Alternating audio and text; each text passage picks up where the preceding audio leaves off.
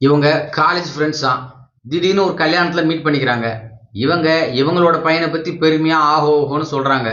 இவங்களும் இவங்க பொண்ணை பத்தி ஆஹா ஓஹோன்னு சொல்றாங்க. வீட்டுக்கு போய் யோசனை பண்ற இவங்க 2 பேருக்கும் கல்யாணம் பண்ணி வைக்கலான்னு முடிவு பண்றாங்க. இது நாம அரேஞ்ச் பண்ற மேரேஜா இருந்தாலும், நம்ம பசங்கள பொறுத்தவரைக்கும் இது ஒரு லவ் மேரேஜா இருக்கணும் அப்படின்ட்டு முடிவு பண்ணி, இவங்க இவங்களோட வீட்டுக்கு பக்கத்திலேயே குடி வந்துடுறாங்க. இவங்களுக்குள்ள காதல் வரணும் அப்படிங்கிறதுக்காக அவங்க 2 பேரும் ஒருத்தருக்கு ஒருத்தர் தனியா மீட் பண்ற மாதிரியான சூழ்நிலைகளை உருவாக்குறாங்க. இதே சமயத்துல இவங்க 2 பேரும் சின்ன வயசுல இருந்தே உயிருக்கு உயிரான ஃப்ரெண்ட்ஸ். இவருக்கு ஏதாவது ஒரு பிரச்சனைன்னா உடனே இவரு வந்து ஃபைட் பண்ணுவாரு. அந்த அளவுக்கு நட்பு.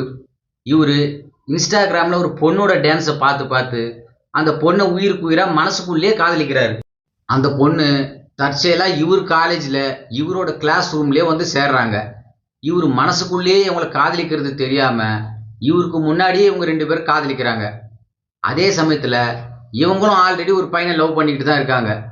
இவங்க 2 பேருக்குமே இவங்களோட காதல் தெரிஞ்சு இவங்க 2 பேரும் நல்ல ஃப்ரெண்ட்ஸா மட்டுமே இருந்துகிட்டு இருக்காங்க.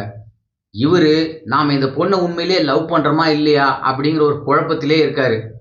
இவங்க இன்ஸ்டால டான்ஸ் ஆடுறது, எல்லாரும் அதுக்கு கண்டபடி கமெண்ட் பண்றது, இதெல்லாம் எனக்கு அவ்வளவா பிடிக்கல அப்படிங்கிறாரு. அதே கட்டத்துல இவரு நீங்க இன்ஸ்டால இருக்கிறதா எனக்கு ரொம்ப பிடிக்குது அப்படிங்கிற மாதிரி சொல்ல, இவங்களும் நம்ம லைஃபுக்கு ஏத்த ஆளு இவரு தான் அப்படின்னு முடிவு பண்ணி இவரை பிரேக்கப் பண்ணிடுறாங்க. திடீர்னு தான் தனிமைப்பட்டதால இவரு மனசு உடைஞ்சு போறாரு.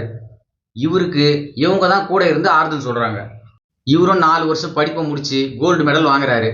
இந்த சமயத்துல இவங்களோட லவ்வர் என்னடான்னா, எங்க அப்பா நம்ம கல்யாணத்துக்கு சம்மதிக்கல, நாம எங்கேயாவது ஓடி போனா கூட நம்மளை தேடி கண்டுபிடிச்சு எங்க அப்பா உன்னை கொன்னே போட்டுருவாரு, எனக்கு உன் உயிர் தான் முக்கியம் அப்படின்ட்டு இவங்கள பிரேக்கப் பண்ணிட்டு போயிடுறாரு.